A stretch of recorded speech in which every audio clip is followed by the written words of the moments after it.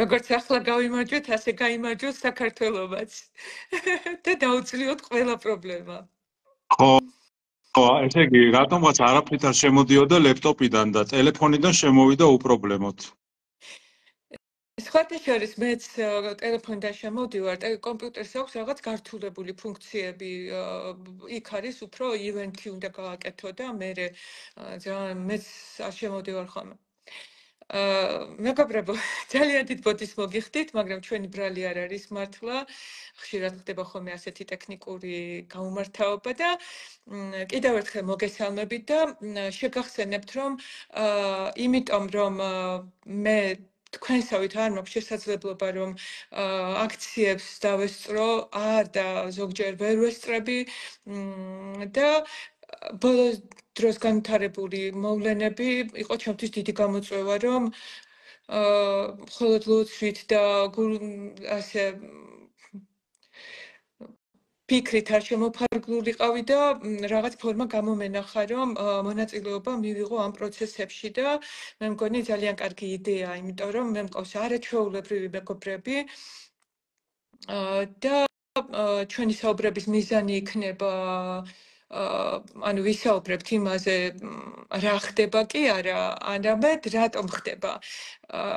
რას ვაკეთებთ, აი ამ мотивაციებზე იქნება ჩვენი ძირითადი თემები. და დღეს სანამ ანუ კითხვებზე გადავიდოდე, მოგესალმებით ბატონო ზაზა და მაინტერესებს თქვენი პირადი განწყობა, დამოკიდებულება დღევანდელ მოვლენებთან და როგორც ადვოკატს და სამართლის ექსპერტს მინდა გითხოთ, რომ აი რა განსხვავებას ხედავთ დღევანდელ სასამართლო სისტემას შორის წინა წლებთან შედარებით აი ახლა როგორია? რა განსხვავებაა, რატომ არის მნიშვნელოვანი ჩვეულებრივი მოქალაქისთვის სამართლიანი სასამართლო დღეს, ყველაზე აქტუალური? მოგესალმებით დედა სიდონია, უღრმესი მადლობა მოწვევისთვის. ბოდიშს მოუხდით თქვენს მეგობრებს და მაყურებლებს, რომ აი ამ ტექნიკური პრობლემის გამო დაგვიგვიანდა ჩართვის დაწყება. მიუხედავად იმისა, რომ დროულად ვიყავი გამოცხადებული კომპიუტერთან, პირველ რიგში თხოვნა მაქვს, რომ მიუხედავად იმისა, რომ ეს ფორმალური სარჩული აქვს ამ ჩართვას, ბატონობით და თქვენობით არ გვინდა ბუნებრივია, ნუ ჩემი მხრიდან არა, მაგრამ თქვენი მხრიდან ჩვეულებრივად ზაზათი რომ მომართოთ, როგორც ჩვეულებრივად ხდება ცხოვრებაში. რაც შეეხება ამ კითხვას. ჩემი მოგზაურებული აზრით, ახლა ჩვენი პრობლემა ის არის ხოლმე, როგორც საზოგადოების, რომ ძალიან გვიჭირს მოვლენათა აღქმა დროში. ძალიან გვიჭირს კონტექსტის დანახვა, დიდი სურათის დანახვა, დინამიკის დანახვა. იგივე სასამართლოზე, როდესაც ვსაუბრობთ, სინამდვილეში დამოუკიდებელი საქართველოს სასამართლო არის სულ რაღაც 34 წლის, ხო? ეს არ არის დიდი დრო ისტორიული გადმოსახედიდან, განსაკუთრებით ჩვენნაირი სიძველის ქვეყნისთვის. შესაბამისად, მით უმეტეს მნიშვნელოვანია, რომ ეს 34 წელი, 3 წელს და ცოტა მეტი, 3.5 წელი ერთი შორი პრიზმიდან დავინახოთ. როგორი იყო სასამართლო 90-იან წლებში, ვიდრე ვარდების რევოლუციამდე, 90-იან წლებში სასამართლო იყო ისეთივე, როგორც იყო დანარჩენი საქართველო. იყო ქაოტური, იყო კორუმპირებული, იყო პრობლემური, რბილად რომ ვთქვათ, არანაირი წესრიგი, არანაირი ტექნიკური აღჭურვა, არანაირი იგივე მოსამართლეთა სოციალური უზრუნველყოფა, მოსამართლეთა გადამზადება. ძალიან ჩვეულებრივი ფაქტი იყო ის, რომ მოსამართლეს, რომელსაც იურიდიული განათლება ჰქონდა მიღებული სადღაც 60-იან წლებში, მე არც ერთხელ აღარ ჰქონდა გავლილი ტრენინგი, გადამზადება და ასე შემდეგ და ის 90-იან წლებში ჯერ კიდევ გახდათ მოსამართლე, ისევ რომ შეიძლება არც არასდროს გადაეშალა მას მერე, ან შეიძლება რამდენჯერმე გადაეშალა ის შესაბამისი კანონიან წიგნი.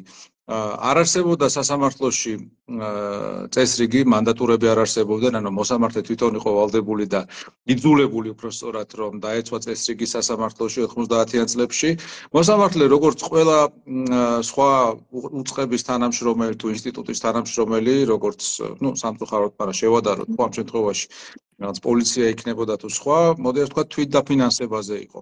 მოსამართლეს არ ქონდა და პრაქტიკულად ხელფასი და ძალიან ანუ კორუფცია ეს არ იყო ისეთი რაღაც რაც ვინმეს უკვირდა კორუფცია იყო მოსამართლის ასე ვთქვათ საკუთარი თავის შენახვის გზა ხო შეიძლება ხა უდანაეს სასამართლოში კონდათ ხელფასი მაგრამ ნუ ჩვეულებრივ პირველ ინსტანციაში მეორე ინსტანციაში როგორც წესი ასე არ ხდებოდა ხოლმე ჩვეულებრივი იყო აი საქმის განხილვის მეთოდი როგორი წესით დამთავრდებოდა განხილვა მოსამართლე იტყოდა რომ განხილვა დამთავრებულია გადაწყვეტილებას გამოაცხადებ 2 კვირაში ეს ნიშნავდა რომ მხარეებს აქვთ 2 კვირა იმისთვის რომ იპოვნონ ვიღაც მეზობელი ნათესავი ახლობელი და გააკეთონ საუკეთესო შეთავაზება იმ გადაწყვეტილებისთვის რომელიც მათ სურდათ ხო აი ესეთი იყო სასამართლო და მაშინ მოსამართლეებს ძალიან უყვარდათ ერთი მოარული ფრაზა იყო რომელსაც ხშირად ამბობდნენ და თითქმის ყველა ამბობდა თითქმის უსვა მაგრამ ცხადია ყველა არა ისინი ამბობდნენ რომ მე დოქს მინდა აქედან შევაბა მყუნც და მინდა იქიდან შევაბა მყუნც ანუ ისინი ამბობდნენ რომ რეალურად ენას ზვალი არ აქვს სამართალს როგორც მინდა კანონს როგორც მინდა ისე განმარტავ შესაბამისად თქვენი ფიქრეთ იმაზე როგორ დააკმაყოფილოთ მოსამართლის ყოველდღიური მოთხოვნილებები და ზოგს უფრო მეტი ქონდა ვიდრე ყოველდღიური მოთხოვნილებები ხო ანუ ეს იყო არანაირი ინფრასტრუქტურა მე მახსოვს რომ ერთხელ 90-იანი წლების ბოლოს როდესაც უკვე ახლა თლად 90-იანების დასაწყისი არ იყო ხო 90-იანების ბოლოს ნუ შედარებით ოდნავ და თითქოს სიტუაცია, მაგრამ შეიძლება 2000-იანების დასაწყისი იყო, ფილტვების ანთება ავიკიდე სასამართლოში, როდესაც ველოდი პროცესი, იმიტომ რომ სასამართლოში არ იყო არც ერთი შუშა, ანუ ყველა ფანჯარა იყო ჩამტვრეული და უბრალოდ ლოდინისას ყველა მხრიდან უბერავდა. ეს იყო ჩვეულებრივი მოვლენა. ანუ სასამართლო იყო რომელიღაც დანგრეულ, გაძვალწყავებულ შენობაში, ძალიან ხშირად ხდებოდა, რომ პირველ ინსტანციის სასამართლოს მხოლოდ ერთი კედელი ყოფდა ხოლმე პოლიციის განყოფილებასთან, ანუ აქეთ ამ მხრიდან სასამართლო იყო ერთსა და იმავე შენობაში და მეორე მხარეს იყო პოლიციის განყოფილება და აქეთ დაიჭერდნენ, იქით გადაიყვანდნენ ვიღაცას. თუმცა ნუ მე პირადად არადროს და სრულად შეგნებულად არ მქონია პრაქტიკა სისხლის სამართალში მიზესთა გამო. ხო, აი ესეთი იყო სასამართლო ვარდების რევოლუციამდე, ვარდების რევოლუციის შემდეგ ცხადია ხა ძალიან მოდაში იმის აღნიშნა რომ სასამართლო არ იყო დამოუკიდებელი და ეს გარკვეულწილად მართლაც ასე იყო, მაგრამ უნდა აღინიშნოს რომ აი პირობითად 10 პრობლემიდან რომელიც მანამდე სასამართლოს ჰქონდა 8 მოგვარდა. პირველი ის რომ მოსამართლეების გადამზადება მოხდა, მათი ტრენინგი მოხდა, მათი ახალი წესის შერჩევა მოხდა და ძალიან იშვიათად ნახავდით მოსამართლეს რომელიც არ იყო კვალიფიციური. განსხვავებით დღევანდლისგან, ხო, დღეს ვნახულობთ მოსამართლეებს რომელსაც რაღაც გარაჟში გახსნილი სასწავლებელი აქვს დამთავრებული, ფორმალურადაც რო არ აკმაყოფილებს ხანდახან მოთხოვნას და არა მხოლოდ მოსამართლის სკამზე ზიან, არამედ ქვეყნისთვის მნიშვნელოვან საქმეებს იხილავენ. ანუ მაშინ ეს პრობლემა გადაიჭრა, კომპეტენციის პრობლემა, აღმოიფხვრა აბსოლუტურად კორუფციის პრობლემა სასამართლოში და ეს იყო ძალიან დიდი მიღწევა. დამყარდა წესრიგი, როგორიც იყო მანდატურების ინსტიტუტის შემოღება, აღიჭურვა სასამართლო მატერიალურ-ტექნიკური ბაზით, რომელიც მას ყოველდღიურ საქმიანობაში უმარტივებდა საქმიანობას და რაც ძალიან მნიშვნელოვანია, სამართალწარმოება გახდა ეფექტური. მაგალითად კი არა დაახლოებით 2010 წლისთვის საქმის წარმოება სამივე ინსტანციის სასამართლოში დაახლოებით 13-დან 14 თვემდე გრძელდებოდა. ანუ რასაც კანონი ითხოვს, ხო? რო შევაჯამოთ კანონის მიერ დადგენილი ვადები, ის რეალურად ძირითადად სრულდებოდა. ეს ნიშნავს, რომ სასამართლო ხდებოდა მართლმსაჯულების ადგილად, სადაც ჩვეულებრივ ადამიანს შეეძლო მეორე ადამიანის წინააღმდეგ ჩვეულებრივ პროცესში მონაწილეობა მიიღო და მოლოდინი ჰქონოდა, რომ სამართლიანი გადაწყვეტილება იქნებოდა. ცხადია, ძალიან რთული იყო და განსხვავებული იყო პოზიცია იმ შემთხვევაში, როდესაც სახელმწიფო ინტერესები ერთვებოდა საქმეში, ეს ეხება პირველ რიგში ადმინისტრაციულ და სისხლის სამართლის საქმეებს და აქ ნამდვილად არანაირ ერთს არ ბადებდა ის, რომ სასამართლო არ იყო დამოუკიდებელი და იმ შემთხვევებშიც კი, როდესაც მას ჰქონდა შანსი, რომ ყოფილიყო დამოუკიდებელი, ხშირად თვითცენზურა მოქმედებდა პრევენციული სახით და მოსამართლეები არ აკეთებდნენ იმას, რაც მათ უნდა გაეკეთებინათ. ეხლა რა გვაქვს დღეს, 2012 წლის შემდეგ? 2012 წლის შემდეგ პირველი რასაც აღნიშნავ არის ის, რომ სასამართლოში დაბრუნდა კორუფცია. ელიტარული კორუფცია კი არა, ადრე ხო იყო ეს მითი, რომ ელიტარული კორუფცია. იმიტომ ვერ ხედავთ თქვენ კორუფციას, რომ ელიტარულია, ხო? ხო, არ არის ელიტარული კორუფცია, არ არის, არის ჩვეულებრივი მამაპაპური, საყვალპურო, ტრადიციული, ქართულ ჯიგრული გნებავთ, როგორც ერთმა პოლიტიკოსმა თქვა, ტიპის კორუფცია, ხო? აღებმიცემობა, დიდი კორუფცია, ხო? ანუ დიდი ფინანსური ინტერესები, დიდი მატერიალური ინტერესები და ამას აქვს სხვადასხვა ტიპის გამოვლინება, ხო? მაგალითად შეიძლება ხო, როცა ფანჯრები არ იყო და შენობები არ იყო კარგი, მაგრამ ახლა შენობა კარგი აქვს წინა მთავრობისგან, უბრალოდ დააბრუნეს ისე ყველი და პური იქ. კი, ანუ ძალიან დიდი კორუფცია არის დაბრუნებული და მათ შორის აქ არ არის საუბარი მხოლოდ იმ შემთხვევებში, როდესაც შეიძლება ორი კომერციული მოდავე მხარე იყოს, არამედ იმ შემთხვევებში, როდესაც ვიღაც გავლენიანი ადამიანების თუ ჯგუფების თუ სახელმწიფოს ინტერესები არის, ჩვენ არა ერთ, არა ორ, არა 10 და 100 შემთხვევას გავიხსენებთ, მე პირადად ჩემი პრაქტიკიდან და ჩემი უშუალო აი იმ საქმეებიდან, რომელთანაც უშუალო შეხება მქონია, როდესაც მოსამართლეებს რაღაც საარაკო ქონებას გადასცემდნენ მათ მიერ გამოტანილი უკანონო და მე ვიტყოდი სრულიად უზნეო ამორალური გადაწყვეტილებების გამო. რაც მათ ძალიან კარგად იციან როგორც იურისტებმა, როგორც მოქალაქეებმა და როგორც ადამიანებმა, რომ როგორც უკანონო იყო მათი გადაწყვეტილებები, ასევე უზნეო და ამორალური. გარდა ამისა, უნდა ითქვას, რომ ყველა ის პრეტენზია, რომელიც საქართველოს მოქალაქეებს ჰქონდათ წინა ხელისუფლების დროს სასამართლოს მიმართ, იმ ყველა სფეროში ვითარება არის გაუარესებული, ანუ მე კორუფცია უკვე ვახსენე და ამას აღარ დაუბრუნდები, მაგრამ რაც შეეხება სასამართლოს დამოუკიდებლობას, რაღა შორს წავიდეთ, პირველად საქართველოს ისტორიაში ჩვენ გვყავს სასამართლოში კლანი, რომელიც კლანურად მართავს მოსამართლეთა კორპუსს და ეს არის სანქცირებული კლანი, ხო, აი წარმოიდგინეთ, როგორ შეიძლება ქვეყანაში, რომელსაც პრეტენზია აქვს დემოკრატიაზე, კანონის უზენაესობაზე, სამართლის უზენაესობაზე, ნატოსა და ევროკავშირის ინტეგრაციაზე და ამ დროს ყავს რამდენიმე მოსამართლე, ისეთი კომიკური პიროვნებების მოთავეობით, რომელთა სახელს და გვარს ახლა არ ჩამოვთვლი, მაგრამ რომლებიც ნაყროვანებისა და სიმთვრალის ფონზე რაღაც ლექსებს გვიკითხავენ იმის დასადასტურებლად, რომ ალაზანზე შეფრთხილებული ხოხობი ურჩევნია თურმე საქართველოში სამართალს, ხო? აი ესეთი ვითარებაა შესაბამისად ყოველმხრივ უარესობაა სასამართლოში და მე როდესაც ვამბობდი რამდენიმე წლის წინ, რომ ეს მართლმსაჯულების რეფორმის ტალღები მოგონილი იყო ჩვენი დასავლელი მეგობრებისთვის თვალის ასახვევად, ბევრი ბოლომდე არ იჯერებდა ამას, მაგრამ ზუსტად ის მოხდა, რასაც ვამბობდი, მაშინ მე ჩვენს მეგობრებს, უცხოელ მეგობრებს ხშირად ვეუბნებოდით, რომ ეთერე წულუკიანი გეტყვით, რომ კი, რა თქმა უნდა, თქვენს მიერ იდენტიფიცირებული პრობლემა ნამდვილად იმსახურებს ყურადღებას, მაგრამ ჩვენ აი მართლმსაჯულების რეფორმის შემდეგი რაღაც 27 ტალღის ფარგლებში აუცილებლად გავითვალისწინებთ ამ პრობლემას, ხო? სინამდვილეში დღეს დასარეფორმებელი არაფერი არ დარჩა, ჩვენ გვაქვს სასამართლო სისტემა, სადაც შეიძლება იყვნენ ერთეული წესიერი მოსამართლეები, ერთეული ვიმეორებ, ხოლო დანარჩენი, აი როგორც პატრულის რეფორმა მოხდა 2004 თუ 5 წელს, ზუსტად წელი არ მახსოვს, ზუსტად ისე არის ეს სასამართლო სისტემა დასაშლელი და თავიდან ასაშენებელი. ეს არის სისტემა, რომელიც არ განიწმინდება არც შიგნიდან, არც გარედან, უნდა თავიდან აშენდეს ეს სისტემა. კი, აი, ახლა შეიძლება ზოგს გაუკვირდეს, რომ თქვათ დედაორა კავშირშია, ხო? სამართალთან, მაგრამ სწორედ რაც კავშირში ვართ, იმიტომ რომ სახარებას ვინც კითხულობს, ხო? მიეცით კეისარს კეისრისა და ღმერთისა ღმერთს და ამ შემთხვევაში არის სწორედ როცა დანაშაულ შეეხება კონსტიტუცია არსებობს, არა? ანუ როდესაც კეისრისა კეისარს უნდა მივცეთ, როცა დანაშაულია, ის ეკლესიაში დახსარებაზე კი არ წყდება, კი ეს ერთი ეტაპია და აბსოლუტურად სხვა ეტაპია, მაგრამ როცა ეს სოციუმშია და საზოგადოებას ეხება, ამისთვის კონსტიტუცია არსებობს სახელმწიფოში, არა? აი პატარა თემიც რო იყოს, ოჯახიც რო იყოს, თქვათ, როდესაც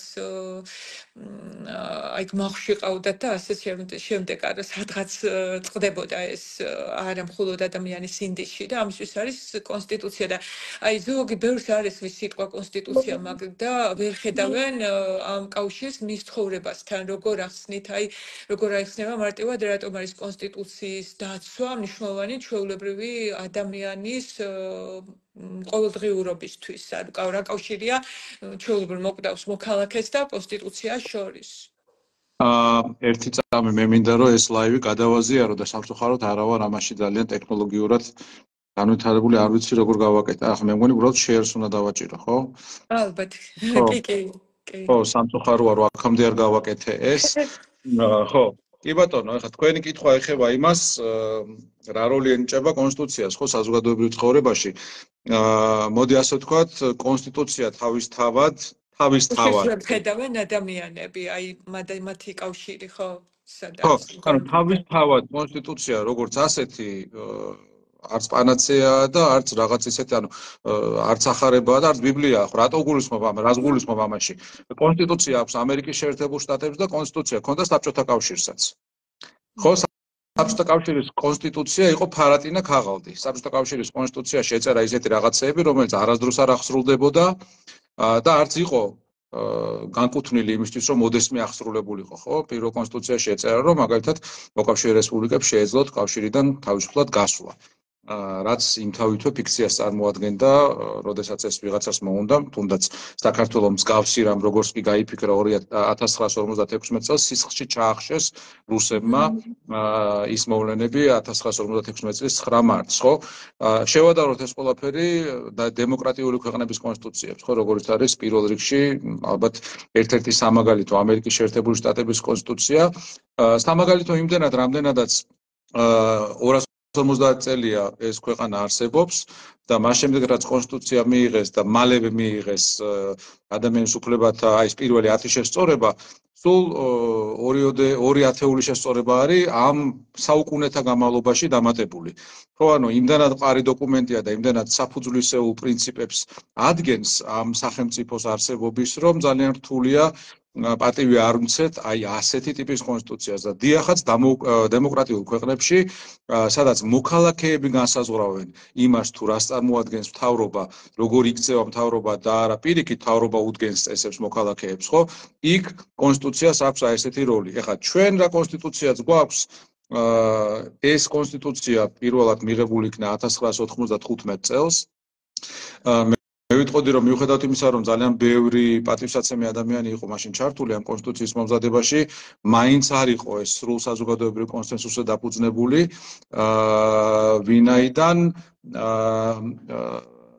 ვინაიდან მაშინ არსებობდა პოლიტიკური ძალა, ზვიად გამსახურდიას მომხრეები, რომლებიც რეალურად იდევნებოდნენ და არანაირად არ მონაწილეობდნენ და ეს არ იყო პატარა ძალა ამ ქვეყნის მასშტაბისთვის, არანაირად არ მონაწილეობდნენ იმ კონსტიტუციის მიღებაში, ხო? შემდეგ როგორც შევარდნაძის ხელისუფლებას, ასევე სააკაშვილის ხელისუფლებას მე ვიტყოდი საკმაოდ არასერიოზული დამოკიდებულება ჰქონდათ კონსტიტუციის მიმართ, იმ თვალსაზრისით, რომ ხდებოდა კონსტიტუციის შეცვლა ძალიან პატარა ნიუანსების გამო, ხო? მაგალითად საპარლამენტო არჩევნებისას რა უნდა ყოფილიყო ბარიერი, ამის გამო მაგალითად აი ერთი ციფრის შესაცვლად არ შეიძლება რომ ცვლიდე კონსტიტუციას, ხო, ასეთი რაღაცეებისთვის კონსტიტუცია არ არის. ან იმის დასადგენად თუ რამდენი წლის უნდა იყოს ადამიანი, როდესაც ის მოხვდება პარლამენტში. მაგრამ როგორც ყველა სფეროში, ქოცების პირობებშიც არის ამ მხრივ არა მხოლოდ უკუსლა, არამედ ფუნდამენტური უკუსლა. 2017 წელს ქოცებმა მიიღეს ერთპარტიული კონსტიტუცია, იქ არანაირი შელამაზებაც არ ყოფილა, იქ იყვნენ რეალურად თვითონ და თვითონ. იქ დაწერეს კონსტიტუცია და მიიღეს კონსტიტუცია, რომელიც შეიძლება შევაჯამოთ ერთი ფრაზით, რომ ხელისუფლებაში სულ ჩვენ ვიქნებით. და ეს კონსტიტუცია, ერთი წუთი ბოდიში. და ეს კონსტიტუცია მოქმედებს დღესაც. ეხლა დღეს, როდესაც პაპუაშვილი, კობახიძე, კალაძე და სხვები მიუთითებენ კონსტიტუციაზე, ეს მე ვიტყოდი უკეთეს შემთხვევაში არის ცინიზმი. ანუ დღეს საქართველოში მოქმედი კონსტიტუცია არის ტიპიური აი ავტორიტარულ ქვეყნებში მოქმედი კონსტიტუცია, როდესაც გეუბნებიან რომ აი ის ვისაც აქვს ძალაუფლება გიდგენს წესებს და რაც არ უნდა უსამართლო იყოს ეს. და ეს არ არის საზოგადოებრივ კონსენსუსზე დაფუძნებული წესები. ეს არის წესი, რომლის ერთადერთი მიზანი არის, რომ ძალაუფლებაში მყოფი ძალა მუდმივად დარჩეს ძალაუფლებაში, აკეთოს ის რაც უნდა, არ ქონდეს არანაირი გამაწონასწორებელი და შემაკავებელი ფაქტორი, როგორც ინსტიტუციური, ასევე საზოგადოებრივი თვალსაზრისით და ნებისმიერი ტიპის შესაძლო საფრთხე მისი ხელისუფლების მიმართ აღკვეთილ იქნას საკანონმდებლო დონეზე. აი ეს ხდება, ხო?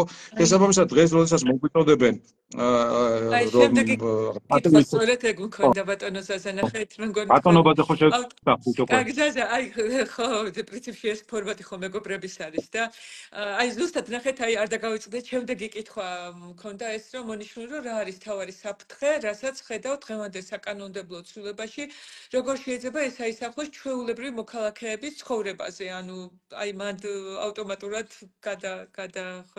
გადადიხართ, კი?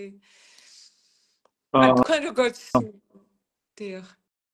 ხო, როგორ შეიძლება აისახოს ეს ცვლილებები ახლა, რომელსაც საკონსტიტუციო ცვლილებები არა, ესენი აპირებენ ახლა რაღაც კონკრეტული კანონების შეცვლას. მაგრამ ეს კონკრეტული კანონები რეალურად ნიშნავს, რომ შეიზღუდება კი არა საქართველოში დასრულდება შეკრების თავისუფლება, დასრულდება გამოხატვის თავისუფლება, სიტყვის თავისუფლება, მაგრამ ამას ერქმევა, როგორც ესენი უკვე აპიარებენ უცხოური მაყურებლისთვის და უცხოური აუდიტორიისთვის, ამას ერქმევა ეფექტურობის გაზრდა, ხო, აი დღეს ვნახე ერთ-ერთი ეგრეთ წოდებული ლიდერის ვინაიდან ახლა ამ ხელისუფლებას თუ ამ რეჟიმს ლიდერები არ ყავს, ერთი ლიდერია, ერთი რაღაცნაირი ბელადია და იმ ბელადს ყავს უფროსი მოსკოვში. ანუ დანარჩენები უბრალოდ არიან სტატისტიკა, რომლებიც ასრულებენ დავალებებს, ხო? აი ესეთი ერთ-ერთი სტატისტიკური ერთეული, ერთ-ერთი მათგანი დღეს Twitter-ზე წერდა, რომ ჩვენო გვინდაო, რომ უბრალოდ გავზარდოთ ხელისუფლების ეფექტურობა. ხელისუფლების ეფექტურობის გაზრდა, როდესაც პრაქტიკულად დიქტატურის პირას ვართ უკვე ქვეყანაში, ნიშნავს, რომ ის ნარჩენები სიტყვის თავისუფლების, გამოხატვის თავისუფლების, შეკრების თავისუფლების, რომელიც ჯერ კიდევ გვაქვს, ისიც ნადგურდება და ეს კეთდება კანონის სახელით. ცხადია, ხო, ხა ძალიან ბევრს უყვარს ხოლმე ამ ციტატის გახსენება, ბევრს უყენია კიდევაც სოციალურ სივრცეებში თავიანთ ავატარად, როდესაც კანონი ხდება უკანონო და უსამართლო დაუმორჩილებლობა ხდება ჩვენი ვალდებულება, ხო? ამას მიაწერენ ერთ-ერთ დამფუძნებელ მამას ამერიკისას და არ ვიცი რამდენად მართალია, მართლა მისია თუ არა, იმიტომ რომ ხშირად ხდება ხოლმე ესეთ ციტატების გავრცელება სოციალურ სივრცეში, მაგრამ ნუ შინაარსობრივად აბსოლუტურად მართალია და ჩვენს რეალობას ერგება, ხო?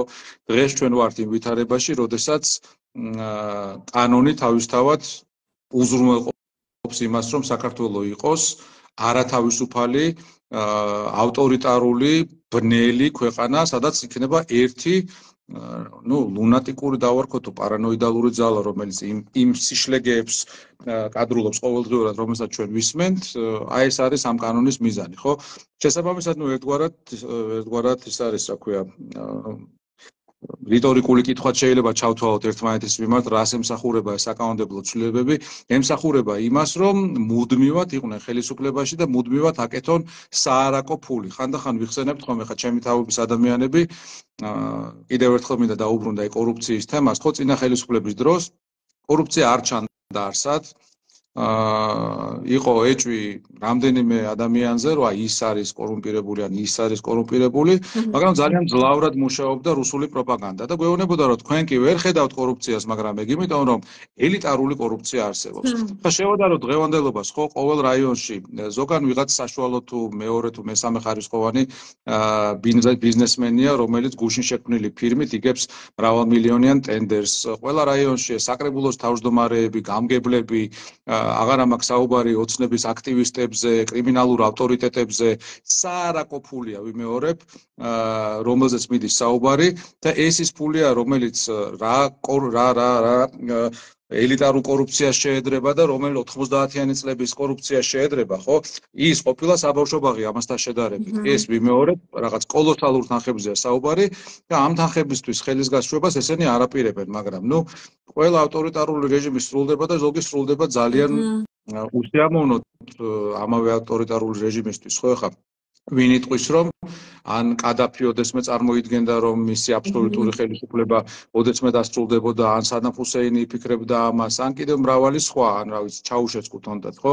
სხვადასხვა დღევანდელი ხელისუფლების წინაპრები, სულიერი თუ ხანდახან პირდაპირი გაგებით წინაპრები, ჩაუშესკუს თემით ძალიან ხშირად სპეკულირებდნენ ხოლმე, როგორც სააკაშვილის პერიოდში, ასევე გამსახურდიას პერიოდში და რა თქმა უნდა, იმათ შემთხვევაში ჩაუშესკუ აბსოლუტურად უადგილო შედარება იყო, მაგრამ შეიძლება ითქვას დღეს ძალიან ბევრი აკეთებს ამ შედარებას, ისევე როგორც კადაფის შემთხვევაში, ხო, ეხლა მე პირადად სტატიები მაქვს დაწერილი 2012-13-ში არა, 13 და 14 წლებში, სადაც უკვე ვხედავდი, რომ ეს არის ჯამაჰირიის ნიშნები, ხო, ივანიშვილი აშენებდა გასაოცარ დემოკრატიას კი არა, აშენებდა ქართულ ქოცურ ჯამაჰირიას.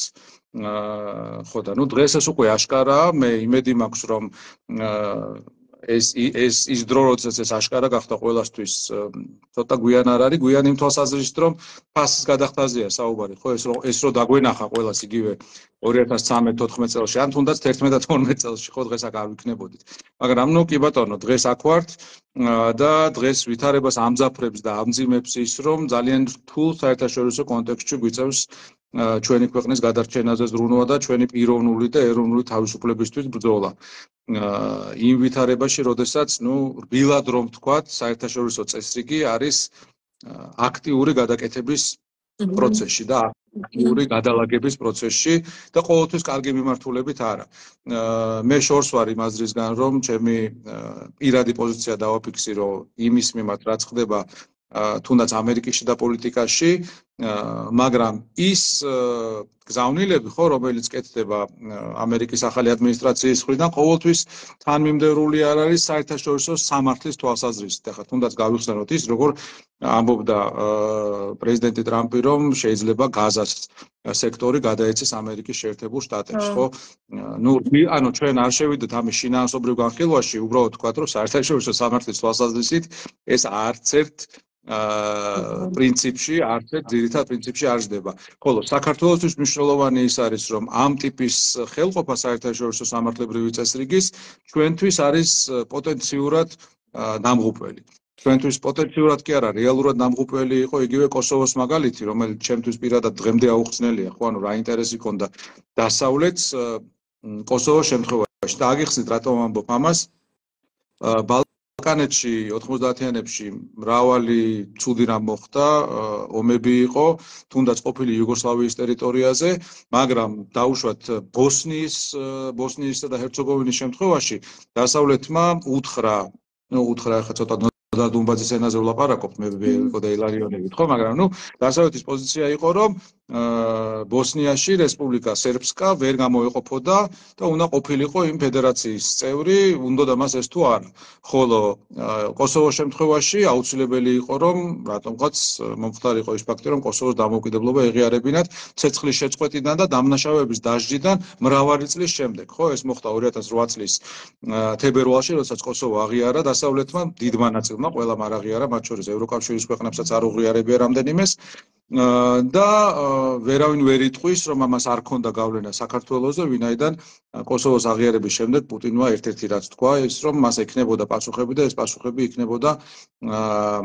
პასუხები არ იქნებოდა ყოველთვის პროპორციული და თანაზომადი. ხო, ანუ კოსოვოზე პასუხს კოსოვოში კი არ გასცემდა, არამედ სხვაგან გასცემდა. ამას მოყვა შემდგომ ომი საქართველოში, მან მალევე დაიწყო აფხაზეთში რკინიგზის გაყვანა, სამხედრო ძალის გაზრდა, თავდასხმები ქართულ შეიარაღებულ ძალებზე და მშვიდობის ყოფილებზე, სხვათა შორის დღევანდელი ხელისუფლება და მისი სულიერი წინაპრები თუ მისი მხარდამჭერები დღემდე საქართველოს აბრალებენ ყველაფერს, ხო, დღემდე ამბობენ, რომ ჩვენ თავიდან ვერ ავირიდეთ, ან ჩვენ რა უნდა აგვერიდებინა თავიდან კოსოვოს აღიარება, თუ ის რომ რუსეთი არის მონსტრი, კაციჭამია, სისხლისმელი ბოროტების იმპერია და როდესაც გვერდზე ბოროტმოქმედი ყავს, ერთადერთი რაც შეიძლება გააკეთო არის თავის დაცვა, ხო? სხვათა შორის დღეს ერთი მეგობარი მსჯელობდა ამაზე ძალიან საინტერესოდ, ანუ ერთ-ერთი დანაშაული, რომელსაც ეს რეჟიმი ჩაძდის საქართველოს ისტორიის წინაშე, არის მთავარი მორალური დანაშაული, როდესაც ისინი გმირობას, სამშობლოსთვის ბრძოლას, თავგანწირვას არა მხოლოდ აუფასურებენ, არამედ შეგნებულად ამცირებენ, ამბობენ, რომ აი მართლა ორვენიალურად, ხო, ღირსების არქონა, თავის დახრა, მტრის წინაშე წაწოლა ყოფილა თურმე პრაგმატულობა. და ამ 12-13 წლის განმავლობაში ჩვენ ყველაფერს ხედავთ ამ მიმართულებით. რაღა შორს წავიდეთ, ხო? დღეს რეჟიმი ჩვენ საუბრობთ იმაზე, რომ კანონებს ამკაცრებენ, რომ ხალხმა არ გამოთქვას თავისი პოზიცია და დღეს რუსეთმა აფხაზეთში, ოკუპირებულ აფხაზეთში გახსნა სოხუმის აეროპორტი. ხო. შევახსენოთ ჩვენს მსმენელს თუ მაყურებელს, ვინც გვიყურებს ახლა, რომ სოხუმის აეროპორტი დაიკეტა 1993 წელს, ანუ ეს ხელისუფლება გვეტყვის, რომ აფხაზეთის ოკუპაცია თურმე 2008-ში მოხდა, მაგრამ ადამიანების დიდმა ნაწილმა შეიძლება მართლა არ იცოდეს, ეს ჩვენი პრობლემაა, იმდანაც კარგად მუშაობს რუსხოცური პროპაგანდა. აფხაზეთის ოკუპაცია ჯერ იქ მოხდა, ორი გენოციდი მოხდა გაგრის რაიონში და სოხუმის რაიონში, მერე გალშიც მოხდა გენოციდი, მერე 98 წელს კიდევ ერთხელ დაემატა ამას ეს უბედურება. მაგრამ აფხაზეთის ოკუპაცია მოხდა 93 წელს, სოხუმის აეროპორტიც დაიკეტა 93 წელს. და ამდენი წლის თავზე და 13 წელია ეს რეჟიმი, ივანიშვილის რეჟიმი ამბობს, რომ ჩვენ რუსეთთან ვლაგდებით. ჩვენ წინა ხელისუფლებასავითის კი არა ვართ, რა ქვია, გაუწონასწორებლებია და რას მივახციეთ? 82-ია მოკლეს, ტატუნაშვილი მოკლეს, გინტური მოკლეს, მათი მკვლელები ამაყად თავაწეული დადიან დღეს, არ ვიცი, სოხუმის თუ ცხინვალის თუ მოსკოვის ქუჩებში. სოხუმის აეროპორტი გახსნეს. ათეულობით კილომეტრით გადმოწიეს საზღვარი საოკუპაციო ხაზის მიმდებარე ტერიტორიაზე. ძალიან დიდი ტერიტორია მიითვისეს ოკუპირებული აფხაზეთის ჩრდილო-დასავლეთ ნაწილში, გაგრის რაიონში. ამის თაობაზე არავის არ ახსოვს, მაგრამ 2014 წელს, როდესაც რუსეთი ოლიმპიადას ატარებდა სოჩში, მაშინ რუსებმა ოფიციალურად დაიკავეს საქართველოს სუვერენი ტერიტორიის საკმაოდ დიდი ნაწილი, აფხაზეთის მონაკვეთზეა საუბარი და მაშინ იმის ნაცვლად, რომ ივანიშვილს, რომელიც მაშინ ჯერ კიდევ პრემიერი იყო, ეთქვა, რომ ეს არის პრობლემა და ჩვენ ეს საკითხი უნდა დავსვათ საერთაშორისო ტრიბუნიდან, ხო? ამის ნაცვლად მან თქვა, რომ დიდი ამბავიო, რუსებსო ესო ჭირდებათ ოლიმპიადის უსაფრთხოებისთვისო და რო ჩაივლის ოლიმპიადა დაგვიბრუნებენო და მაინტერესებს დაგვიბრუნეს ის ტერიტორია? თუ იმის მერე ათეულობით კილომეტრით გადმოწიეს კიდე სხვაგან, ათეულობით მოქალაქე მოგვიკლეს, გაიტაცეს. ხა კიდე ერთი რამ მინდა ამ კონტექსტში აღვნიშნო. ჩვენ ყავს მართლა გმირები ყავს ჩვენ, რომლებიც ნაწილი მათგანი ციხეში არიან, ნაწილი მათგანი გაძევებულია საქართველოდან და ნაწილი რბილად რომ ვთქვათ, გაურკვეველ ვითარებაში მოკლეს. ამ რეჟიმის პირობებში, რა თქმა უნდა, ეს არიან ადამიანები, რომლებიც იცავდნენ ჩვენს მოსახლეობას, ჩვენს მოქალაქეებს ოკუპირებულ ტერიტორიებზე. ეს არიან ადამიანები, რომლის ნაირებს ნებისმიერი თავმოყარე სახელმწიფო ხელის გულზე ატარებდა. ადამიანები, რომლებიც ჩვენს მოქალაქეებს, ვემეორებ, იცავდნენ მკვლელებისგან, ეთნოწმენდის ჩამტარებისგან, რა ვიცი, აი ვალმერ ბუთბა, დაგუგლეთ, ხო? ესა რა ქვია, ტურამბა და ისეთი აი სისხლის მსმელი ადამიანები, რომელსაც სისხლში ჰქონდათ ხელები გასწრილი, მათ აგებინეს პასუხი, ხო? ეს ადამიანები დღეს გარეთ რო იყვნენ, ზოგი მათგანი ცოცხალი რო იყოს, კანჯი ოღლი, გიგა ოთხოზორიას მკვლელი, დღეს იქნებოდა იქ, სადაც უნდა იყოს, მაგრამ დღეს კანჯი ოღლი არის კარგად. რატო არის კარგად? იმიტომ რომ დღეს საქართველოს ხელისუფლებაში არის ბიძინა ივანიშვილი. და კანჯი ოღლი ხო და ესეთი ბევრი მაგალითია, ხო? ჩვენ ვსაუბრობთ იმაზე, რომ და ანუ ჩვენ რო არ ვილაპარაკოთ ამაზე, იღებენ კანონებს, რომ ჩვენ არ ვილაპარაკოთ ამაზე, ხო? და თვითონ შესაბამისად გააგრძელონ საარაკო კორუფციაში ცხოვრება, რუსეთისთვის ყველაფრის დათმობა და საქართველოსთვის ყველა მეგობრის დაკარგვინება. აი ეს არის მათი დღის ეს ედემის ბაღის შემოსაზღვრეს და გონიათ, რომ მე მგონი მეორედ მოსვლამდე დაბრუნდნენ ედემის ბაღში. და აი ლოგიკურად გადავედით, იცით, ჩვენ შემდეგ კითხვაზე, აი ზუსტად ისე მიყვებით, იმიტომ რომ რაც ხო თემატურად ვითარდება, აი რა განსხვავებაა ეს ჩემი კითხვა, რომ რა განსხვავებაა აი ძირითადი, აი ადამიანი როგორ გზნობს მოქალაქე, როდესაც ცხოვრობს დემოკრატიულ სახელმწიფოში და არადემოკრატიულ სახელმწიფოში, აი სამართლის კუთხით რა განსხვავებაა და კიდევ ერთი ანუ ჩემი მეგობარი გვწერს ძალიან შორიდან, რომ რა გვჭირს, იქ ძალიან განიცდის ხოლმე, რომ ვერ ერთვება ისიც ამ პროცესებში, ნინო მოგესალმებით და რატომ არსებობენ დღესაც ამათი მომხრეები საქართველოში, როცა ახლა მაინც ასე ნათლად ჩანს ეს ყველაფერიო და აი ანუ ისიც არ დაგავიწყდეთ ჩემი კითხვა რა, რომ აი რა განსხვავებაა დემოკრატიულ და არადემოკრატიულ სახელმწიფოებში, აი თვითონ მოქალაქე როგორ გრძნობს ამას და პრინციპში ისაუბრე თუ დაუცველი ხარ არადემოკრატიულ ქვეყანაში, მაგრამ აი მაინც რო გავშალოთ ეს თემა. აი რა საფრთხებობს? ეხლა თვითონ ამათმა ძალიან ხო, თვითონ ამათმა ძალიან კარგად იციან ახლა რა განსხვავებაა დემოკრატიულ და არადემოკრატიულ ქვეყნებს შორის. თვითონაც ხო ნამდვილად ურჩევნიათ, რომ იარონ დასავლეთში, იარონ ევროპაში, აგერ კალაძე თმის შესაძლებლადაც კი მილანში დადიოდა ხოლმე, საშოპინგოდ დადიან, ხო? კი ბატონო, ხო და არადემოკრატიულ ქვეყნებში ყველაფერი არის ვიღაცის კეთილნებაზე, ხო? დემოკრატიულ ქვეყნებში ჩვენ გვიცავს ინსტიტუტები, გვიცავს ის, რომ არსებობს დამოუკიდებელი სასამართლო, გვიცავს ის, რომ პოლიციელმა თუ ძალას გადაამეტა, არსებობენ შესაბამისი სხვა ორგანოები, რომელიც დაგვიცავს პოლიციისგან, არსებობს ორგანო, რომელიც არსებობს ასე ვთქვათ, ხელისუფლების შტო, რომელიც დაგვიცავს აღმასრულებელი ხელისუფლებისგან, ან და ასე შემდეგ, ხო, ანუ checks and balances, გაწონასწორებისა და შეკავების პრინციპი არსებობს არსებობს დემოკრატიული ქვეყნების კონსტიტუციებში და ჩვენთან ეს არის მხოლოდ ბუტაფორია, ჩვენთან ყველაფერი რეალურად წყდება ერთი პიროვნების არა, ერთი ოჯახის ნებასურვილით, ხო? ჩვენ ამისთვის არ გვიბრძოლია. ამისთვის არ გვიბრძოლია ჩვენ, ამისთვის არ უბრძოლია მრავალთაობას, რომ მოსულიყო ვიღაც ერთი უბირი, მართლა უბირი, ანუ ინტელექტუალურად უბირი ადამიანი. ვინ უხარისხობა უგემოვნობის და აი ამ ადამიანს ეთქვა, რომ ეხა ყველაფერი რაც თქვენ აკეთეთ, იქნება ჩემი, ხო?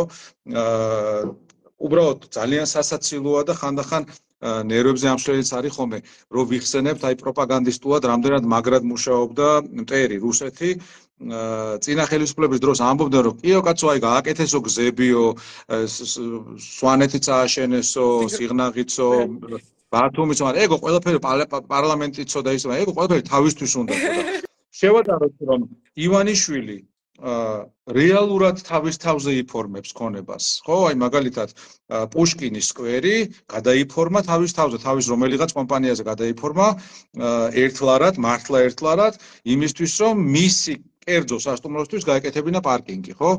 და ეს ამას გვეუბნება, რომ ესო ხალხისთვის უნდაო. თავისთვის გადაიფორმა ეს დენდროპარკს რო ეძახის, რეალურად თავისი ეზო გაიფართოვა, იქ რა გააკეთა და რამდენად გააჩანაგა ბუნება დასავლეთ საქართველოს რიგ რაიონებში, მაგაზე ნუ შევჩერდებით და ამაზე გვეუბნება, რომ ეგო თქვენთვის უნდაო. თავისი ეზოა, მასზეა გაფორმებული, ხო? ის რაც მისია პირადი, იმას გვეუბნებიან ეს პროპაგანდისტები, რომ თურმე ჩვენთვის უნდა და რაც მართლა საჯარო იყო, ხო, რა ვიცი, გზა, მესტია, ბათუმი, ეს ხო ვერ იქნებოდა ვიღაცის და ამაზე გვეუბნებოდნენ პროპაგანდისტები, რომ ესო თავისთვის უნდაო ვიღაცასო. კიდე ერთი შედარება გავიხსენეთ გუშინ ვიდანიდან რაღაც უცნაური ფაქტის შემსწრენი ვიყავით და რა შედარებაა ნახეთ თუ გახსოვთ არსებობდა თბილისში ესეთი კომპანია City Park. City Park რომელიც იყო City Park City Park აღარ არის. ხო, არსებობდა ესეთი კომპანია City Park, რომელიც იყო საყოველთაო ზიზღის ობიექტი, ხო, მის მიმართ მიმდინარეობდა აქტიური კამპანია სამართლებრივი სოციმედიაში, ტელევიზიებში, ანუ პროპაგანდისტული კამპანია მიმდინარეობდა.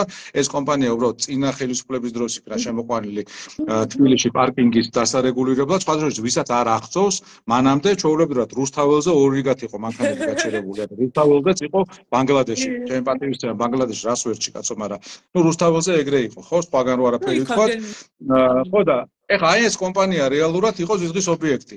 წავიდა, გააძევეს, კალაძემ გააძევა City Park თბილისიდან, ვიღაცა იტყოდა რომ აი კარგია, ხო, ეს გავთავისუფლდით აი ამ მონსტრისგან. რა მოხდა სინამდვილეში? ჯარიმები გასამაგდა. მაგდა ჯარიმები და თქვენ გესმით რაიმე კამპანია სატრანსპორტო კომპანიის წინააღმდეგ გესმით რაიმე კამპანია კალაძეზე რომ მართლა სისხლს წოვს მოქალაქეებს და უბრალოდ თუ აი წარმოიდგინეთ წითელზე რომ გაიაროთ მანქანით ჯარიმა არის 50 ლარი ოღონდ ძალიან ხშირად ამას კამერა ვერ აფიქსირებს ანუ როცა ქოცი ხარ დადიხარ ბასლენში და წითელზე დადიხარ ხო ანუ აი ჩვეულებრივი ეს არის მათი რეალობა ხო მაგრამ მანქანა თუ გააჩერეთ ისე რომ წინა საბურავები ან უკანა საბურავები გადაცდენილი არიან დახალდულ ის 50 ლარიანი ჯარიმა აუცილებლად მოგივათ ხო თან შევადაროთ ეხა წითელზე გავლა არის სიცოცხლისთვის საშიში ვინც გადის შეიძლება და შევადაროთ რომ ჩვეულებრივად მანქანა დგას პატარაზე საბურავი არის გადაცდენილი იმ დახაზულს მაგრამ იქ 50 ლარიანი ჯარიმა აუცილებლად მოგივათ ხო მერე გადაყვანას რაც შეეხება იყო 60 თუ 65 ლარი, ეხლა გახდა 150 ლარი თუ 160 ლარი. გასამაგებულია ჯარიმები, მაგრამ აღარაფერი არ ისმის. რატო იცით? იმიტომ რომ ამ ყველაფრის უკან იდგა ორგანიზებული და კარგად დაფინანსებული პროპაგანდა. და აი მით უბრუნდებით ეხლა იმ საკითხს და იმ კითხვას, რომელიც წეგან დასვით, აი რატოღაც ამან მომხრეებია, ხო? ორი ტიპის მომხრეები ყავთ. ერთი, რომლებიც დანაშაულში არიან გარეული, ჩართული, თანამონაწილეები არიან, ანუ აი ამ სიბინძურის, ამ უკანონობის ბენეფიციარები არიან. ხეირობენ იმით, აი ხალხი რო ცუდად არის, იმიტომ არის ცუდად, რომ ესენი არიან კარგად და ესენი იმიტომ არიან კარგად, რომ ხალხი არის ცუდად, ხო? უშუალოდ მათი როლია და მათი კერძო პირადი ინტერესია, ოჯახური ინტერესებია და შესაბამისად ესენი არიან ამის მომხრეები და ცოტა არ არის სხვადასხვა, იმიტომ რომ ამაზე არის აგებული მთელი სისტემა, ხო, ვიღაცის ბიძაშვილი, ნათესავი, უბრალო ლოიალობის სარაცვლოდ იღებს ხელფასს და ის როცა საჭირო არის მერე დასარბევათაც გადის რაღაც იდიოტურ პოსტადებს Facebook-ზე, ვიღაცას აშინებს და ასე შემდეგ, ხო? და სანაცვლოდ იღებს შაქრის ნატეხს. და მეორე და ძალიან მნიშვნელოვანი სეგმენტი, ამაზე მე პირადად ვსაუბრობ, ეს არის პროპაგანდის მსხვერპლი. ანუ ჩვენ არ ვაფასებთ სადანადოდ პროპაგანდის აი ზუსტად ეს კითხვაც არის, რომ რუსული პროპაგანდის საპირწონეთ ორგანიზებული მიდგომა გვჭირდება, რას გვეტყვით ამ თემაზეო, ნინა, და აი ზუსტად თითქოს წაიკითხეთ, ზუსტად მანდ გადახვედით. ხო, ანუ მე ამაზე ვსაუბრობ, რა ვიცი, რაც პირველად გამოჩნდა საჯარო სივრცეში, ვინაიდან მიმაჩნია, რომ პროპაგანდა არის ის, რაც რეალურად წარმოადგენს მთავარ პრობლემას. წარმოიდგინეთ ახლა რუსეთი, აი შევხედოთ რუსეთს, ხო? ამბობდნენ, რომ ჩვენ ისეთი არმია გვყავსო, რომ სოფლიოს აზანზარებსო და არაფერი, 3 წელია უკრაინას ეომებიან და ის უხარიათ, როდესაც 9 კილომეტრით წაიწევს მათი არმია წინ. ანუ რუსეთის არმია აღმოჩნდა, რომ არაფერი არ არის რაღაც ერთი დიდი მითი. ხო, ჩასრული ზეკების და რაღაც T-34-ების მუზეუმიდან გამოტანილი, ისა რა ქვია, ერთობლიობა. ანუ არმია მაგათ არ უვარგათ. დემოგრაფიულად არიან კლებადი. სადღაც 140 მილიონი არიან. ამ 140 მილიონში იმ ადამიანების რიცხვი, რომლებიც საკუთარ ქვეყანად, საკუთარ სამშობლოდ მიიჩნევენ რუსეთს, კლებულობს, იმიტომ რომ ბევრია თათარი, ბევრია ჩეჩენი, ბევრია ის ეროვნებები, რომლებიც აი რაღაც რო გადაბრუნდეს, პირველივე დღეს მოითხოვენ დამოუკიდებლობას, იმიტომ რომ რუსეთი მათთვის დამპყრობელია, ხო? დემოგრაფიაზე რო გავაგრძელოთ, ახლა ეს არის ქვეყანა, სადაც კატასტროფულ ნიშნულზე არის ალკოჰოლიზმი, ოჯახური ძალადობა, აბორტი, რა ვიცი, რაც გინდათ, ხო, ყველაფერი, რაც ხო საუბრობენ, რომ ჩვენ ვართ ოჯახური სიწმინდეების დამცველი და ტრადიციული ღირებულებების დამცველი. ეს არის ქვეყანა, რომელიც აი საპირისპიროს განასახიერებს ყოველდღიურობაში. დემოგრაფიულად მათ მომავალი არ გააჩნიათ, თან შევხედოთ ახლა ხო იქით ჩინეთი ყავთ, სამხრეთში როგორი მეზობლები ყავთ და ასე შემდეგ. ეს არის ქვეყანა, რომელიც დღეს თუ არა ხვალ დემოგრაფიულად მოკვდება. ეკონომიკა რა არის რუსეთის ეკონომიკა? ხო, აი ამერიკის მაგალითად ამერიკის რამდენიმე შტატის ეკონომიკა არის უფრო დიდი ვიდრე რუსეთის. აი ცალკე აღებული მაგალითად ტეხასის შტატის ეკონომიკა, კალიფორნიის ეკონომიკა, მე მგონი ნიუ-იორკის ეკონომიკა. ანუ თვითონ შტატზეა საუბარი, ამერიკაში 50 შტატია, ხო, ეკონომიკურადაც არ ვარგიან. ერთადერთი რაც რუსეთს აქცევს, ერთადერთი არა, მაგრამ მთავარი, რაც რუსეთს აქცევს ანგარიშგასაწევ ძალად, ეს არის მისი პროპაგანდა. რაც აი ამ დანარჩენ კომპონენტებს კრავს ერთ ძლიერ ანგარიშგასაწევ ძალად. პროპაგანდა, რომელიც აბნევს ურთიერთდაპირისპირებას იწვევს დასავლეთის ქვეყნებში, იგივე საქართველოში, რაც ადამიანებს ხანდახან სრულიად სულელურ და თვით დაზიანების მომტან ამბებს აჯერებს. აი ეს პროპაგანდა ჩვენთან მუშაობს ძალიან ძლიერად. წინა ხელისუფლების დროს, ახლა მე ვისთანაც ხმა მიმიწვდებოდა, სულ ვამბობდი, რომ არ შეიძლება ქვეყანაში არსებობდეს გაზეთი, როგორიც არის აცავალ დასავალი და ამ სიბინძურეებს არ უპასუხო რაიმე ფორმით, თუნდაც იმავე სიხშირეზე, რომ არსებობდეს სხვა გაზეთი, რომელიც სიმართლეს მოჰფენ საზოგადოებას, ხო?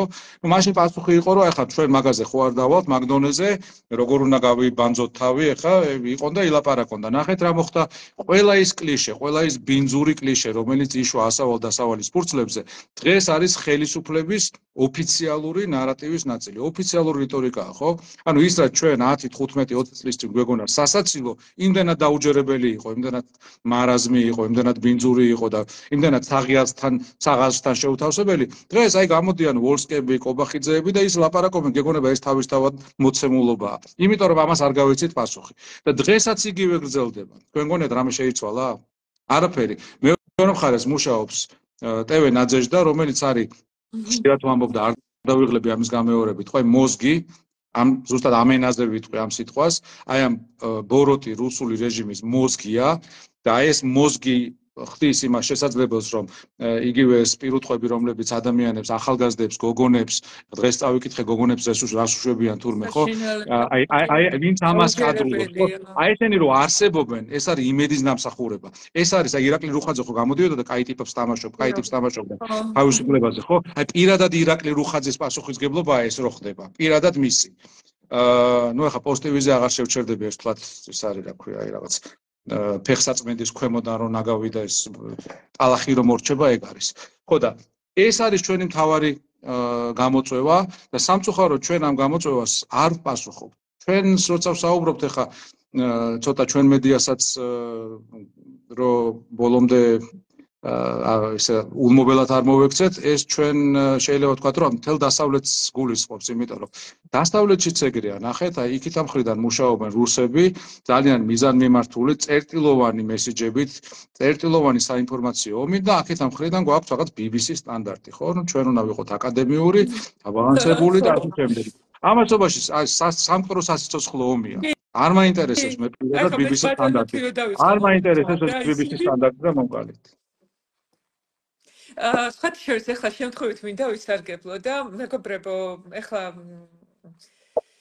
ჩემი წინა წლებში მე თვითონ არ მინდა ხოლმე გავიხსენო, მაგრამ კარგად იცით როგორი მეც არ ვთვლი რომ მსხვერპლი ვიყავი, მაგრამ სადეს რომ მსხვერპლი ყოფილიყავი პროპაგანდის და აი ამ სურათს ახლა რა ძალიან გამოიკვეთა და ახლა ცოტა ვერ წარმოვიდგენდით აი 2 წლის წინაც ვერ დავიჯერებდით რომ შეიძლება ასე განვითარებულიყო ასე სწრაფად მოვლენები და ჩვენ თავს რა ხდებოდა. მე და ზაზა რო დავმეგობრდით, ისეთი გაოცებული დიდი თვალებით ვეკითხებოდი ხო რა უნდა ჩემგან თქო და მახსოვს იცი აი პროპაგანდაზე რომ დაიწყეს საუბარი გამახსენდა ზუსტად რომ ვითხარი რომ არ გადავალ იმ თემაზე უბრალოდ შენ გაგიფრთხილდები ახლა არ შევეხოთ იბად ხო რომ ვითხარი რომ ამ ხელა მანქანას დაუპირისპირდი შენ და რა გეგონა აბა და მე იცით რა იყო რომ მართლა გულწრფელად მინდოდა რომ იქ საბერძნეთში უნივერსიტეტში სწავლობდი რაღაცა სოციოლოგია და ანთროპოლოგია კულტურული ანთროპოლოგია და ზუსტად იქიდან ახალი ჩამოსული ვიყავი და ეს 17 მაისის თემა მოხდა და ამ დროს გამოჩნდა ის ფენა საზოგადოებაში, იცით, რომელიც უკვე პროპაგანდის მსხვერპლი იყო, რომელიც მე საერთოდ მეგონა რომ საქართველოში მსგავსი არ არსებობდა. აი დიდხანს როცა ხარ უცხოეთში, ხო იცით, გენატრება სამშობლო და ყველა გონია ისეთი კარგი, როგორც ჩემს ირგვლივ არის რა. რაღაცა უცბად წამოვიდა აი ქვემო და რაღაცა ეს აი არ ვიცი ეს მე დაბალი გაუნათლებელი რაღაც აი კაცი პატივსაშინა იყო და არა გულისხმა ხო ბაძვი და იგი პირუტყთა უგუნურთა და მიემსგავსა მათ. აი ეს სალმუშია და მე არ მივაყენებ მათ შეურაცხყოფას ჩემი სიტყვებით, მაგრამ სალმუში მსგავს ადამიანებს ვინც არ ცდილობს რომ განვითარდეს და ანალიზი ჩართოს და თავისთავსაც პატივისცეს და სხვა ადამიანებსაც პატივისცეს არა ასეთი ადამიანებია მსგავსებიან პირუტყს და აი დღეს რასაც ხედავთ არის ზუსტად იმისი განვითარება აი რაც 2013-ში მე რო შევეჯახე და მახსოვს რომ მაშინ აი რამდენიმე ჩემი მეგობრების აი მადლობელი ვარ და აი პირადად შენს აი უღრმესი მადლობა რომ მაშინ ასე სწორად დამიდექით და აღიქვით რა ხდებოდა იმიტომ რომ აი ძალიან ხშირად მე რომ მეგობრები არ მყოლოდა ანუ რას უსვახას თანამოაზრეები და აი ერთობა რო არ მქონოდა ირგვლივ იმ აზრის გარშემო ანუ რასაც მე ვამბობდი ხო იმ აზრის გარშემო ვიყავით ძალიან შეკრებილი ბევრნი მე მაგან გადამარჩინა აი დღესაც რომ ვზივარ და ვბედავ რომ ჩვენ ერთად ჩავერთოთ და ვისაუბროთ და პრობლემებზე ვისაუბროთ აი პირადად მახსოვს რომ იცით რა იყო თან ზაზამ აი რა მითხრა რომ ბევრი ვერ მიხვდა იმასო რომ დიდი მადლობა თქვენსაც მადლობები შემოგდის კომენტარებში და დაუშვათ როცა რაღაც საკითხზე საუბრობ იმას მე მეორე მხრიდან როგორი კონტრპასუხები ექნება რა ზოგადად ჩემზე რაღაც ილისწამები რო იყო ის დაიჯერა ანუ პროპაგანდაზე ვსაუბრობ და მე უცბად მივხვდი რომ ეს იყო ლოგიკური და მოსალოდნელი და ჩვენ ამისთვის როგორ უნდა ვიყოთ მზად და როგორ უნდა გადავაგოროთ აი ეს პროპაგანდა და მე მგონი ზუსტად მაგ კითხვასაც ემთხვევა ეს იცით რომ აი რა განსხვავება დემოკრატიულ და არადემოკრატიულ სახელმწიფოს შორის, იმიტომ რომ როცა დემოკრატია და შენ საუბრობ, როგორი დაცული ხარ და დაცულობაა. აი ისევე მკითხვასთან დავბრუნდით მე მგონი. ხო, პირველ რიგში ძალიან საინტერესო ურთიერთკავშირი არსებობს განათლებასა და პროპაგანდის მიმართ მედეგობას შორის.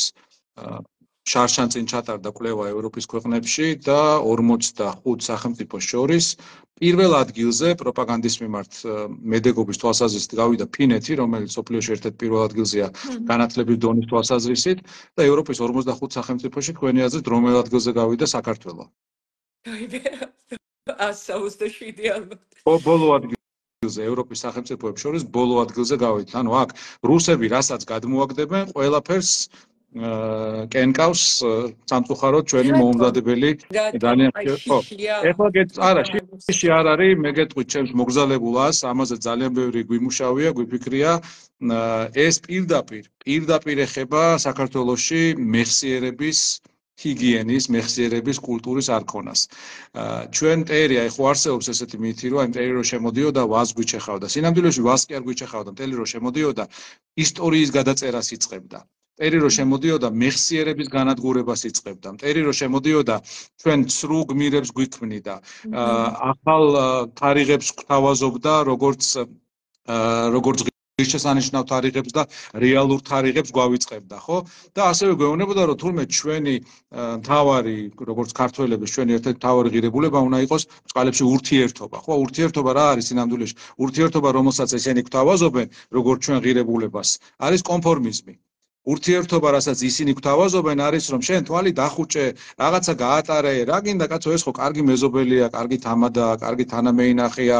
შეიძლება მე ნართლიად დაუძახო და ასე შემდეგ და რა მნიშვნელობა აქვს ხა ვინ გეკითხება შენ თუ ის კორუმპირებულია ან მე რა ეხა ის როგორც პარლამენტარი თუ რაღაც რუსულ საქმეს აკეთებს ხო აი ეს არის ის ცრუ ღირებულება რომელსაც ჩვენ ოკუპანტი უკვე ამდენი მე ვიტყოდი თითქმის 2 საუკუნეა გვინერგავს ხო ამ ხელაზიანი რაც რუსეთმა მოგვიტანა ბევრს არ მოუტანია ვინაიდან რუსეთი ზუსტადაც რომ სულიერად ცდილობს ჩვენს გარყვნას ზუსტადაც რომ ჩვენს ტვინში ცდილობს ჩაძრომას და ჩვენი მეხსიერების გადაწერას ხო აი მოდი რამდენიმე მაგალითი მოვიყვანოთ ჩვენ ისტორიას გვასწავლიან ისე რომ 1801 წელს საქართველოს შეუერთდა რუსეთს, ხო?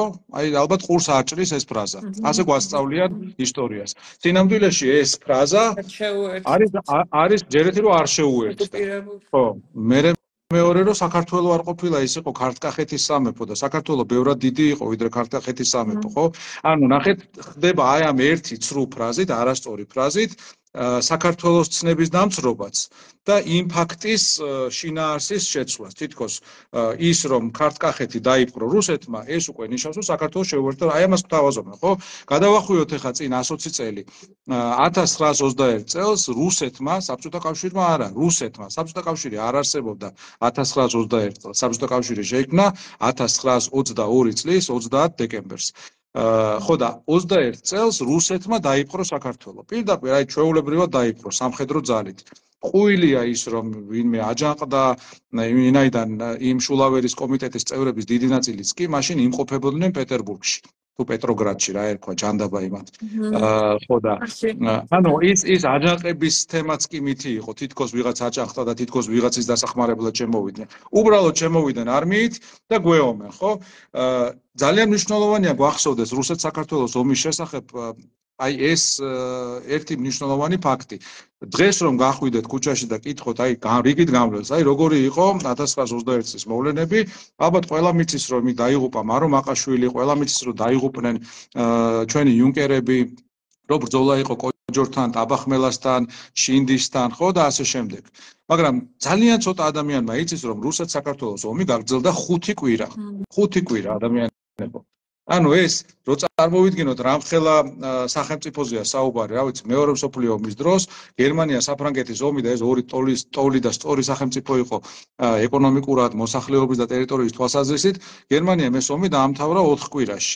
პოლონეთი 2 კვირაში დაიპყრო. აი რუსეთმა, რომელიც ჩვენზე 50 ჯერ დიდია, საქართველოს ვერ დაიპყრო 5 კვირის განმავლობაში, 5 კვირა ვომობდით და მარტო თბილისთან კი არა, ვომობდით შუაგულ ქართლში, იმერეთში, აფხაზეთში იყო ომები, აჭარაში იყო ომები, ანუ ბევრ ადგილას მიდიოდა შეტაკებები, ხო? რატო ამბობ ამ ყველაფერს? ოკუპაციის ფაქტი 70 წელი გვაზეიმა მტერმა. და გვაზეიმა როგორ? ამ დღეს თბილისის თავზე წითელი დროშის აღმართვას დაარქვეს გასაბჭოების დღე. ანუ გასაბჭოება ეს სიტყვა დაუკვირდეთ, თავისთავად თითქოს არაფერ ცუდს არ მოიცავს, არაფერ ცუდს არ გულისხმობს, ხო? რაღაც ერთი ტიპის ხელისუფლება იყო და მეორე ტიპის ხელისუფლებამ შეცვალა, გასაბჭოვდა ეს ქვეყანა, ხო? აი, სიტყვები ძალიან ხშირად შეიცავს თავისთავად პრობლემის ამოხსნას. ჩვენ არ გვიყვარს სიზუსტე ხანდახან სიტყვებში, ჩვენ გვიყვარს დავიწყება და ამ დავიწყებას, წეგან მეხსიერება ვახსენე და გავიმეორე ბევრჯერ, კიდე გავიმეორე პარმომბეზდება ამის ხაზგასმა, აი მეხსიერების არქონაზე დგას საქართველოში რუსეთი. მეხსიერების არქონაზე ეფუძნება ის, რომ ჩვენ პრაქტიკულად ყველა თაობას ერთსა და იმავე საკენცს უყრიან, ანუ ახალსაც არ იგონებენ. ბოლშევიკები რო შემოვიდნენ საქართველოში, აი ბოლშევიკები წარმოვიდნენ ამაზე უფრო ბინძური, ამაზე უფრო სისხლიანი, ამაზე უფრო არაცივილიზებული ძალა მსოფლიო ისტორიას ცოტა უნახავს, ხო? და საქართველოში იმხანად ხელისუფლებაში იყვნენ სოციალ-დემოკრატები, ერთ-ერთი ყველაზე უფრო პროგრესული ძალა მსოფლიოში. რომლებმაც ქალებს მისცეს სამოქალაქო უფლებები, 4 ქალი ყავდა ჩვენს დამფუძნებელ კრებაში, იყო ეკლესიისა და სახელმწიფოს განცალკევება ერთმანეთისგან, იყო განვითარებული თვითმმართველობა, ანუ მართლა სამაგალითო ქვეყანა იყო საქართველოს, სახელმწიფო იყო საქართველო და ბოლშევიკები რო შემოვიდნენ, აი იმ ყველაზე მაგარ ხელისუფლებას, სოფლიოში მართლა სანიმუშო ხელისუფლებას ეძახდნენ რას? აბა თუ მიხვდებით, თუ იცით, ეძახდნენ მკვლელები, მწამებლები და ჯალათები. გვეცნობა? ბოლშევიკები ეძახდნენ ნოე ჟორდანიას ხელისუფლებას ამას. და ნოე ჟორდანიას ხელისუფლების აი პირველი რესპუბლიკის 3 წელიწადს ეძახდნენ სისხლიან 3 წელიწადს. და ჩვენ ეს არ გვახსოვს. რო არ გვახსოვს 100 წლის მერე იგივე გააკეთეს ბოლშევიკების შვილებმა.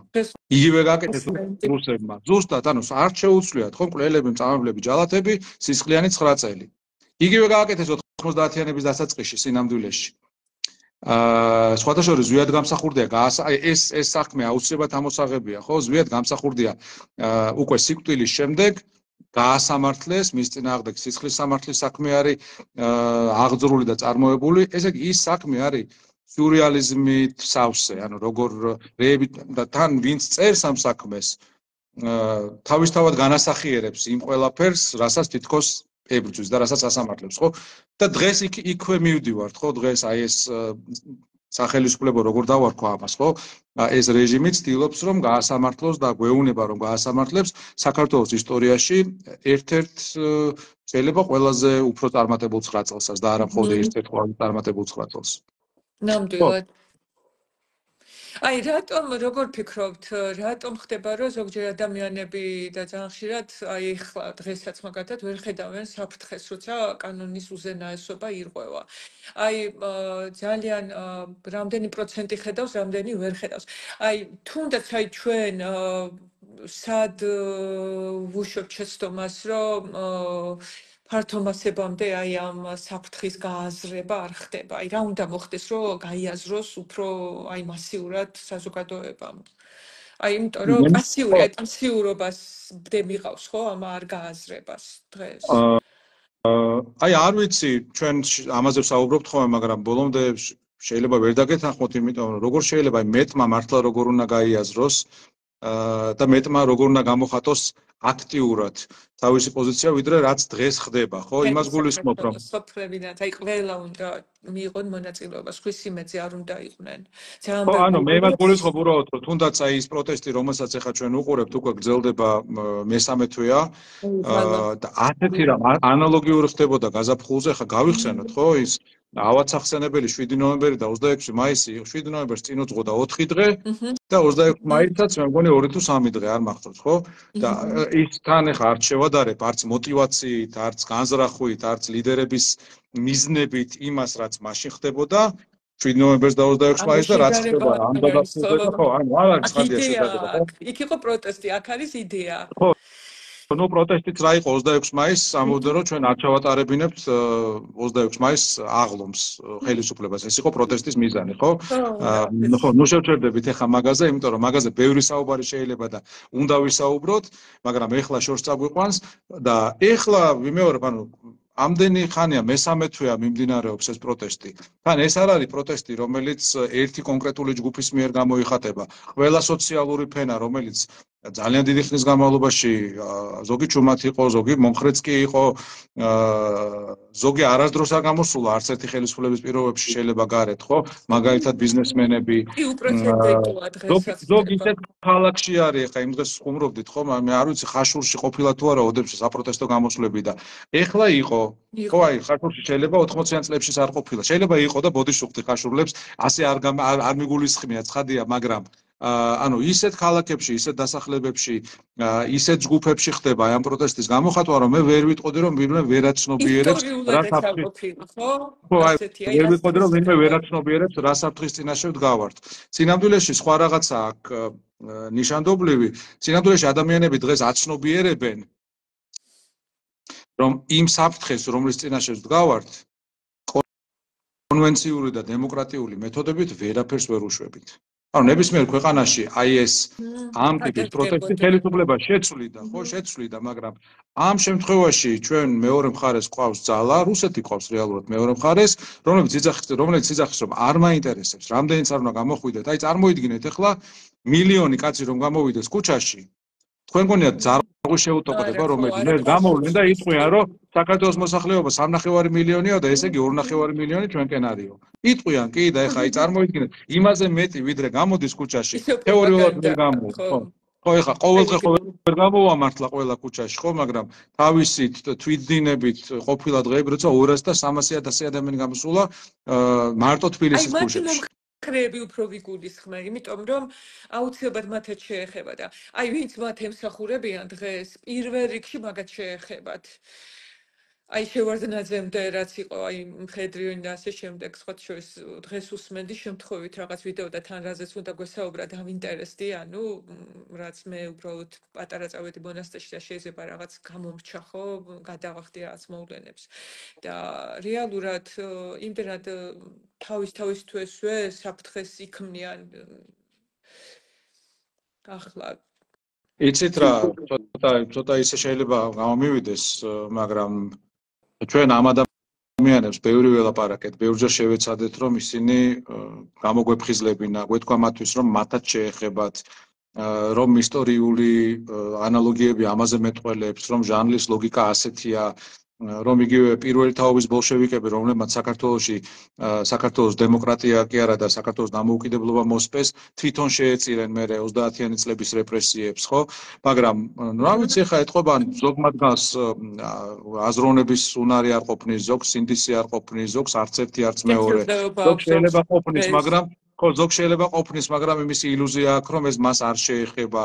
ნუ რაღაც ეტაპზე უკვე მე პირადად იმ განწყობაზე ვარ, რომ საერთოდ არ მაინტერესებს რა. ვიღაცას თუ შეეხება ეხა ერთი კოცი თუ მეორე კოცს რაღაცას უზამს რაღაც ეტაპზე იმისთვის რომ საკუთარი ხელისუფლება რეჟიმი შეინარჩუნოს, ხო?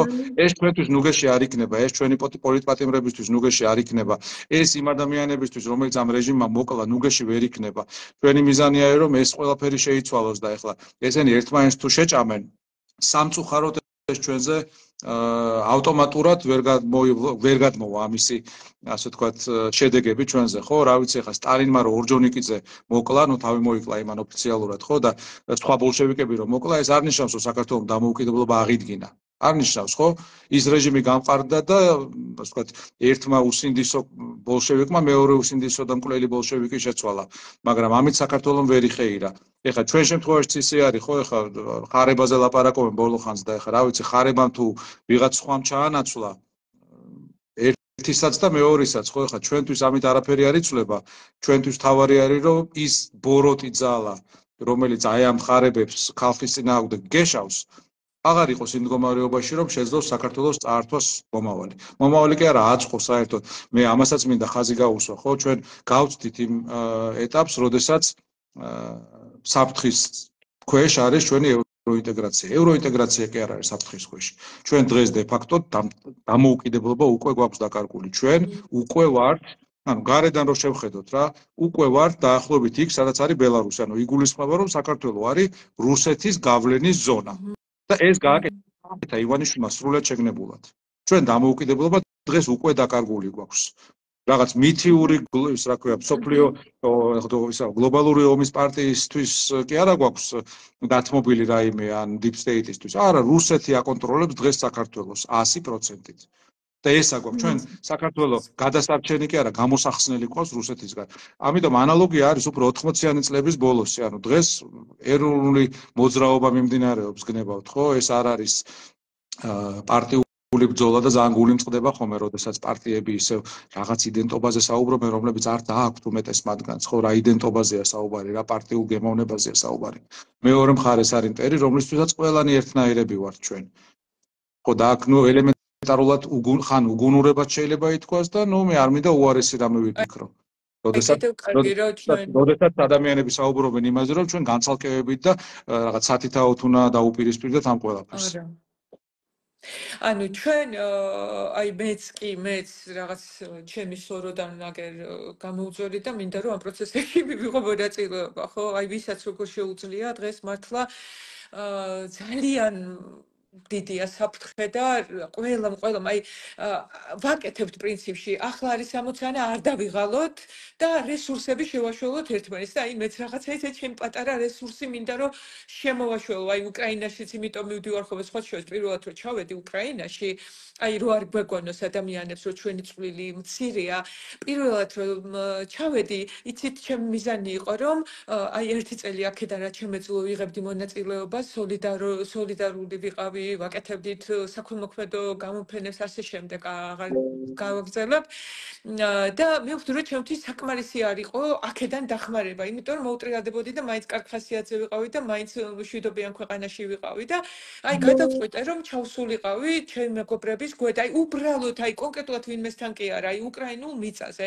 აი საზღვრის იმ მხარეს სადაც ადამიანები უსამართლობას აი ასე ხელებით აკავებდნენ მართლა თან ტანკებს რო ასე ხელებით აწვებოდნენ ხო ეს გაბედული და ესეთი მამაციერი და ჩავედი რომ უბრალოდ აი მეც დამდგარიყავი და ძალიან დიდი რეაბილიტაცია იყო ჩემთვის რომ და რა აღმოჩნდა უცხოად იცით აი ჩვენი გადაწყვეტილება როგორი მთავარია ხოლმე რომ შენ ნაბიჯი უნდა გადადგა ანუ გაბედულება აღმოგაჩნდეს გამბედაობა რომ ჩემს ირგვლივ აი უცბად შემოიკრიბა საზოგადოება იქ აი ხელოვანები ასე შემდეგ ეკლესიაშიც სადაც ჩემ და გასაკვირად იყო ძალიან დიდი უკავშირი და აი პირდაპირ მეუბნებოდნენ და აღიქვამდნენ რომ ეს იყო მათი რესურსისთვის შეშველება ჩემი ენერგიის რომ ჩვენ ვამჩნევთ მათ ერთ-ერთი პატარა ის იყო ხო მაგალითი ამისი ამიტომ აი ჩვენი აი თვითეული ადამიანის ახლა როლი არის დღეს მნიშვნელოვანი რომ ქვეყანა გადავარჩინოთ დავიბრუნოთ არ დავკარგოთ არა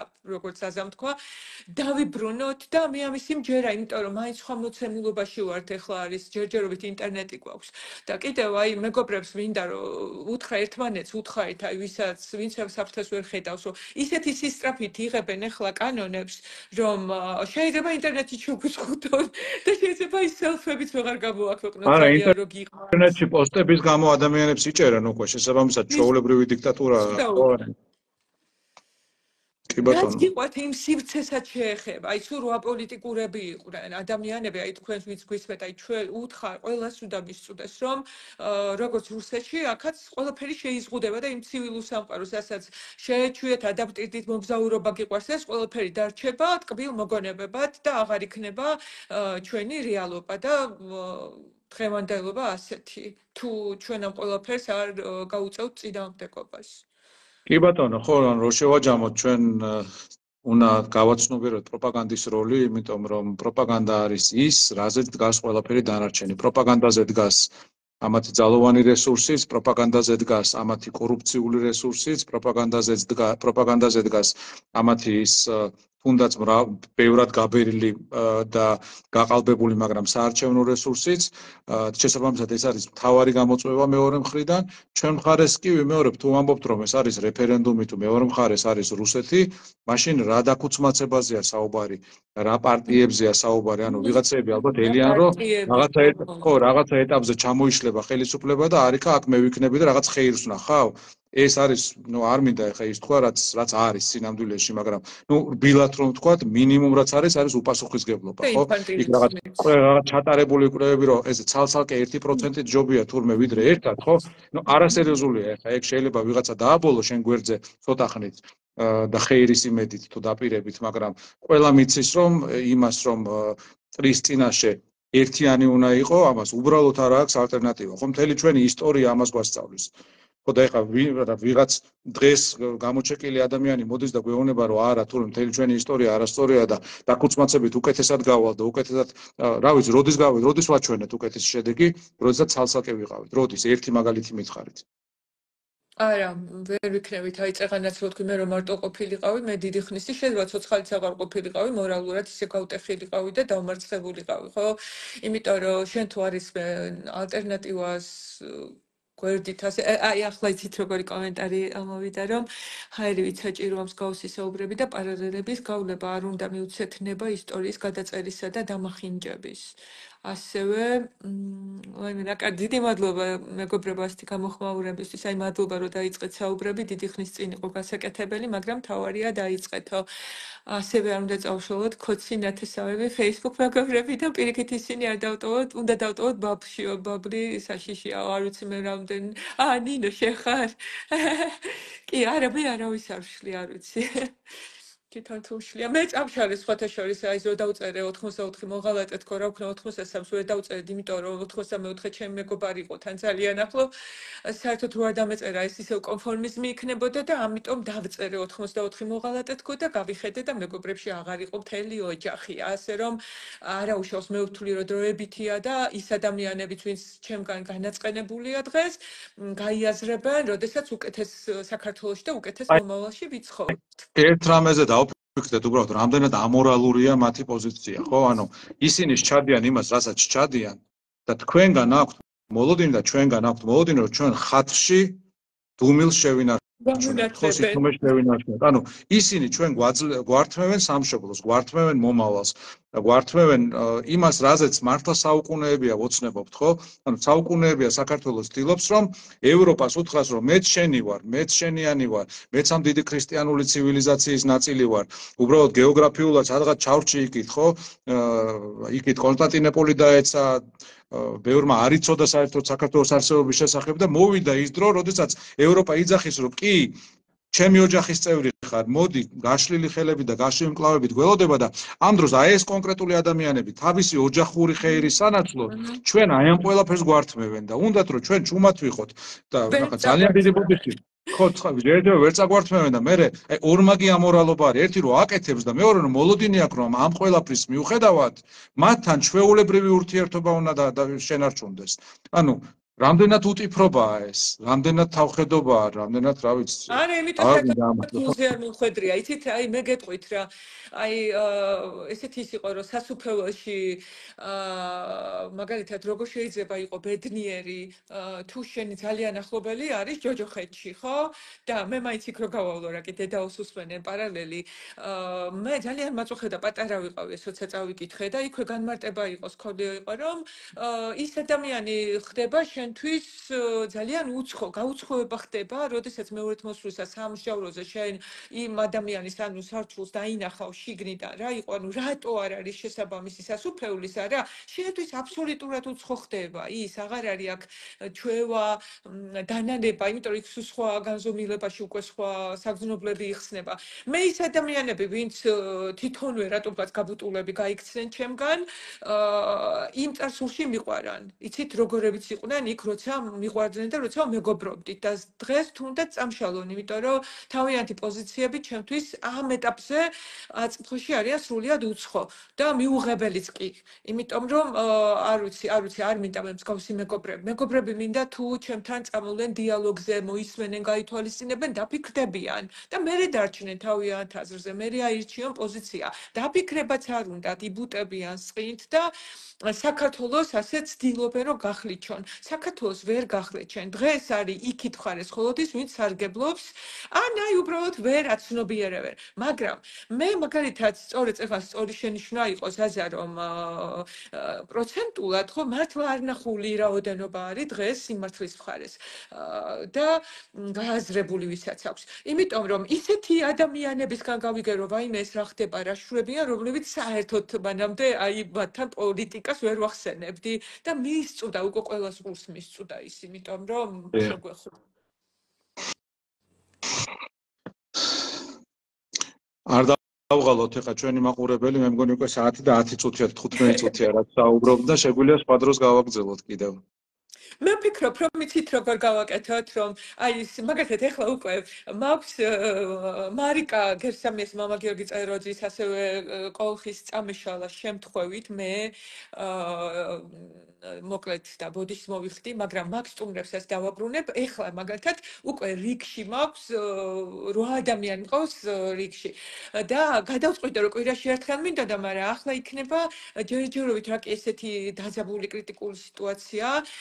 ყოველ დღე გამოდის, აი ხვალ მაქვს მაგალითად ლევან მათითაშვილთან, განსხვავებულებს ჩავანაცვლებ ხოლმე, ანუ თემატურად იგივე რო არ მიყვეს.